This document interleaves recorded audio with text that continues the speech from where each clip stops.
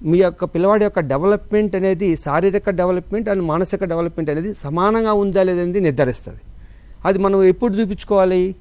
మీరు మనకున్నటువంటి social knowledge, వ్యక్తి యొక్క ఎదుగుదల నాలెడ్జిని అనుగుణంగా చూసుకొని ఒక 6 నెలల నుంచి సంవత్సరం వరకు మీరు మీ ఇంట్లోనే మీ పిల్లవాడి యొక్క ఎదుగుదలని, మానసిక ఎదుగుదలని మనం గుర్తించగలుగుతాం. ఎలా?